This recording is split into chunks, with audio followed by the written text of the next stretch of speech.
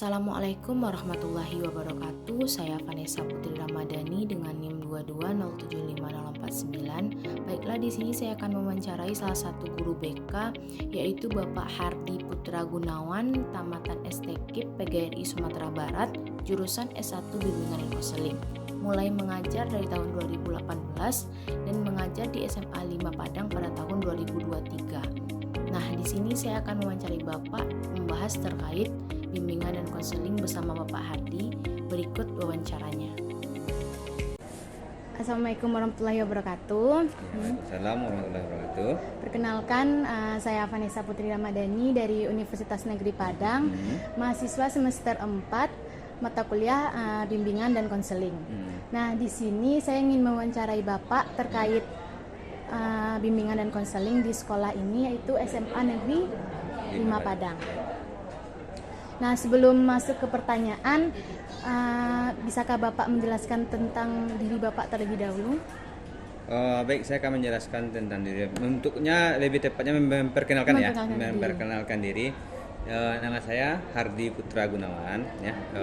Itu saya tamatan dari STKIP PGRI Sumatera Barat S1, ya. Dan mengajar di sekolah ini sejak tahun 2023 kemarin, bulan Agustus mulainya. Dan untuk di BK, untuk mengajar di BK itu tahun 2018 saya sudah mulai menjadi guru, dan tetap profesi BK itu dari 2018 karena kuliah dulu awalnya tetap di BK dan makanya tetap lanjut di BK gitu. Itu ya, saya mengajar BK itu mulai dari tahun 2018. Itu awalnya di sekolah SMK, ya. SMK, habis itu satu tahun di SMK, dan habis itu pindah ke SMA swasta. Dan dari SMA swasta itu dari 2019 sampai 2003 kemarin, dan alhamdulillah sekarang penempatannya di SMA Negeri 5 Padang, ya, dari tahun kemarin sampai sekarang. Nah, itu pengalaman saya mengajar sebagai guru BK gitu. Baiklah, berarti kisaran Bapak sudah mengajar 6 tahun dari Ya, 2018 sampai 2024. Ya. Baiklah, langsung masuk ke pertanyaan. Pertanyaan pertama, apa sih itu Pak layanan BK di sekolah dan apa tujuan dan fungsinya Pak? Oh, gitu.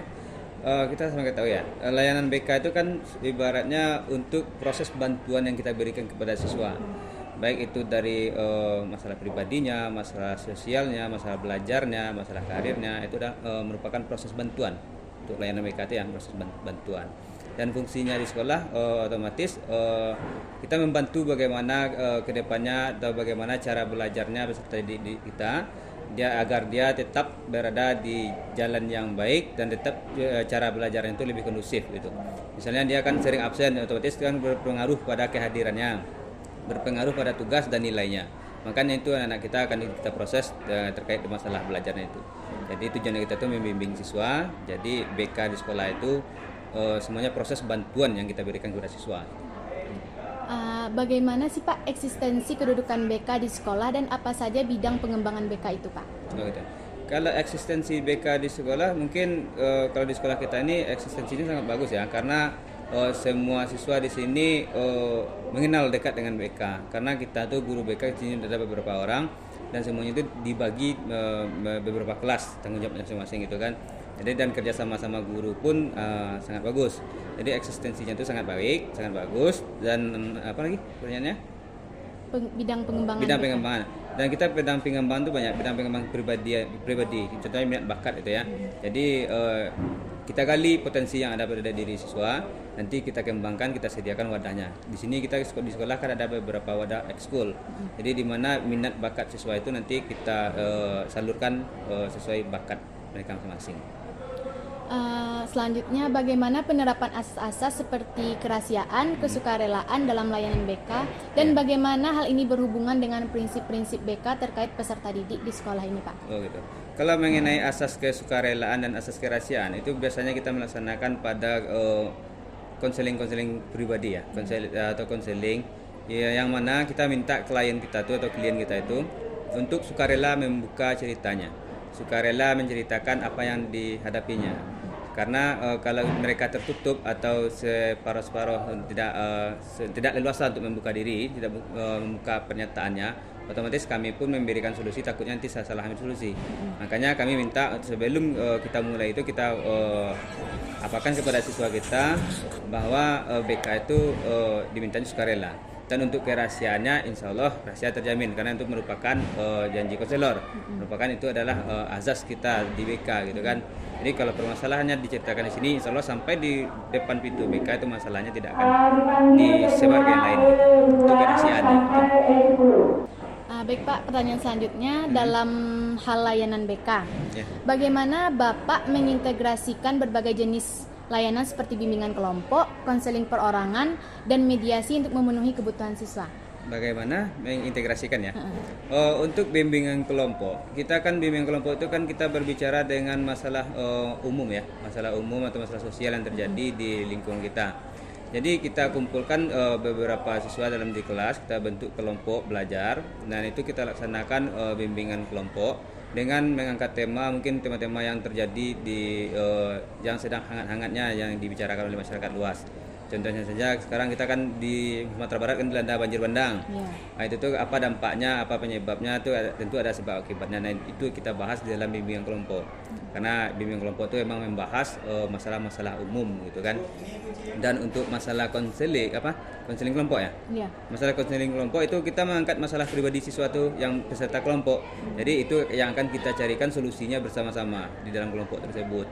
Jadi dengan meminta siswanya untuk memunculkan ide-ide bagaimana mengatasi masalah dari teman-temannya masing-masing.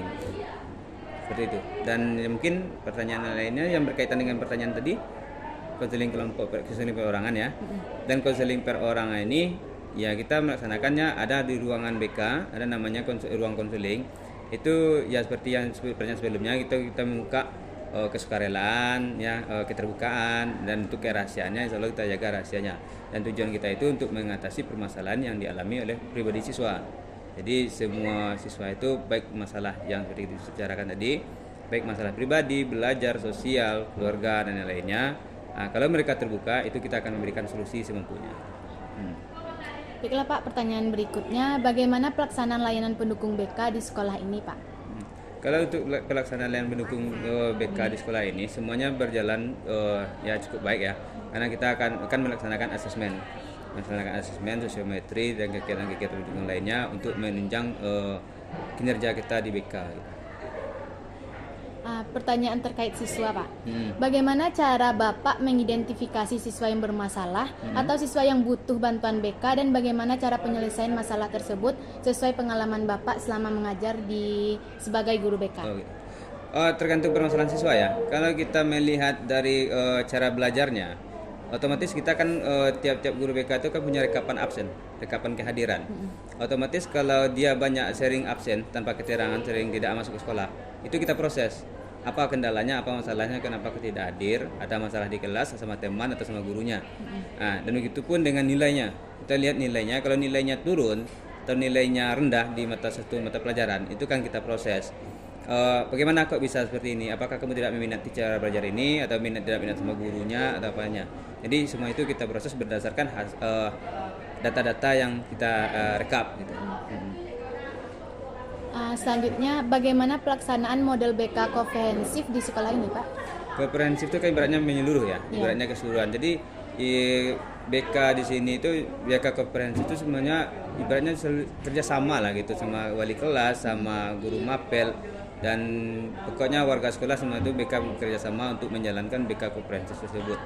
Jadi semua warga sekolah terlibat dalam kegiatan-kegiatan untuk mengembangkan potensi siswa kita, baik itu cara belajarnya dan pokoknya perkembangan potensi siswa yang ada di sekolah inilah.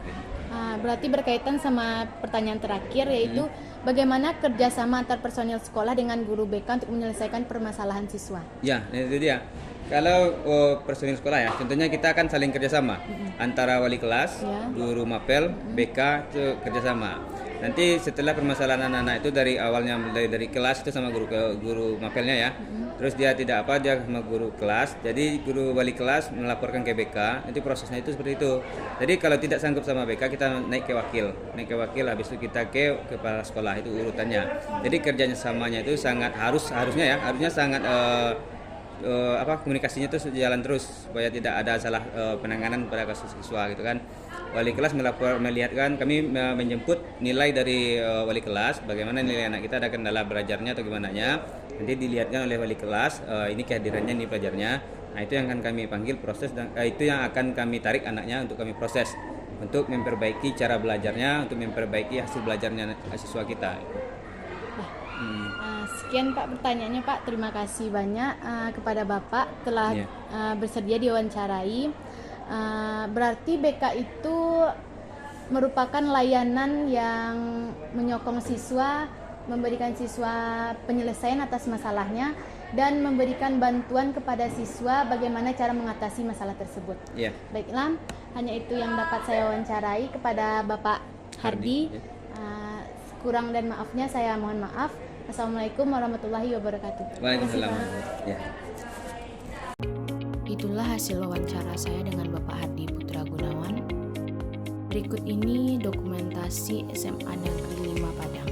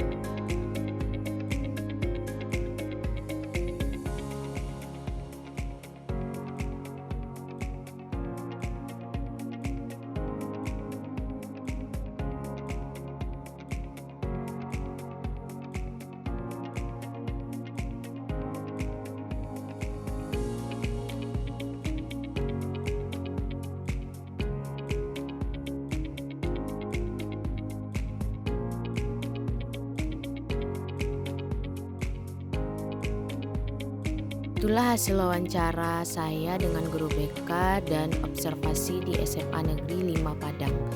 Sekian, terima kasih. Assalamualaikum warahmatullahi wabarakatuh.